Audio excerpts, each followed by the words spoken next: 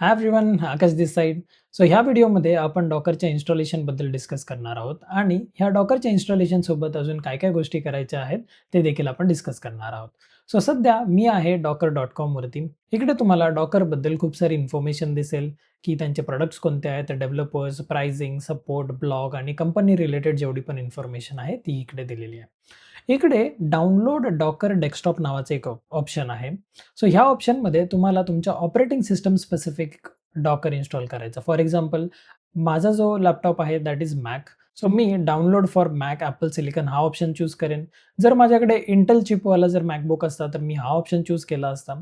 आणि इकडे जर तुमच्याकडे विंडोजचा लॅपटॉप आहे आणि जर तो आर्म बेस्ड प्रोसेसर असेल then you go for this option. आणि जर तुमचा AMD वाला प्रोसेसर असेल तर त्याच्यासाठी तुम्ही हा ऑप्शन सिलेक्ट करा. आणि जर तुम्ही लिनक्सची कोणती पण सिस्टम वापरत असाल, फॉर एक्झाम्पल उबंतू, सुसे किंवा डिफरंट जर तुम्ही ऑपरेटिंग सिस्टम यूज करत असाल लिनक्सची, तर तुम्ही हा ऑप्शन सिलेक्ट करा. This is the easiest installation you will ever find for any tool. फक्त आपल्याला इकडून डाउनलोड करायचं आहे आणि त्याच्यानंतर नेक्स्ट करून आपण डॉकरचं इन्स्टॉलेशन कंप्लीट करू शकतो. डॉकरचं इन्स्टॉलेशन झाल्यानंतर तुम्हाला असा काही एक टूल दिसेल. सो डॉकर डेस्कटॉपमध्ये आपल्याला खूप साऱ्या गोष्टी बघायला मिळतात की कंटेनर्स काय आहे, इमेजेस, व्हॉल्यूम, बिल्ड्स आणि एक्सेट्रा.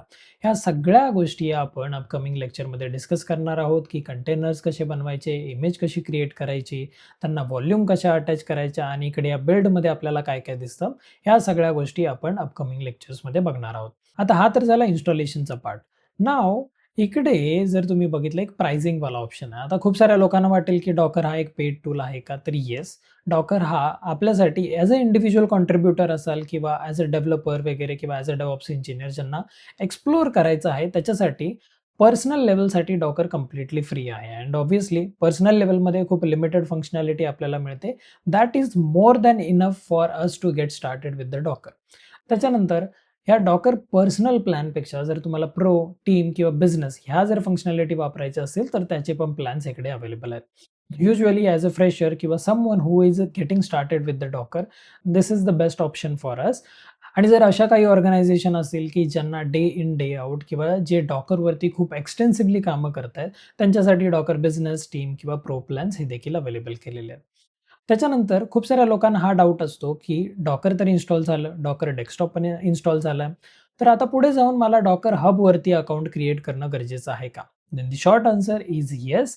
कारण डॉकर हबवरती ज्या पण आपण इमेजेस लोकली क्रिएट करणार आहोत, तर त्या लोकली क्रिएट केलेल्या इमेजेस आपण डॉकर हबमध्ये पुश करू शकतो, तिकडून पुल करू शकतो.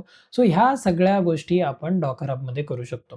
ह्याच्यासोबत जर आपण बघितलं एक्सप्लोरच्या सेक्शनमध्ये तुम्हाला सगळ्या टाईपचे टूल्स किंवा सगळ्या टाईपचे डेटाबेसेस, फॉर एक्झाम्पल जर तुम्ही इकडे बघितलं NGINX आहे, मीम कॅश आहे, पोस्टग्रेस, त्याच्यानंतर MySQL ह्या सगळ्या गोष्टी आपल्याला ॲज अ कस्टम इमेज किंवा as a official image docker हबमधूनच मिळते. सो मेक शुअर की ज्यावेळेस तुम्ही डॉकर इन्स्टॉल करताय त्याच्यासोबत डॉकर हबवरती देखील तुमचं एक सेपरेटली अकाउंट क्रिएट करा. सो दॅट आपण आपल्या कस्टम इमेज देखील अपकमिंग लेक्चरमध्ये डॉकर हबवरती पुश करू शकतो. So this was a short video on docker installation आणि रिलेटेड स्टफ. जर डॉकर इन्स्टॉलेशन बद्दल तुमचा काही डाऊट असेल किंवा काही क्वेश्चन असेल, please make sure you are putting it in a comment section below. आणि ही डॉकरची जर्नी जर तुम्ही एन्जॉय करत असाल तर मेक शुअर ही व्हिडिओ तुम्ही जास्तीत जास्त लोकांपर्यंत शेअर कराल. So this was it from my side. I will see you in the next one.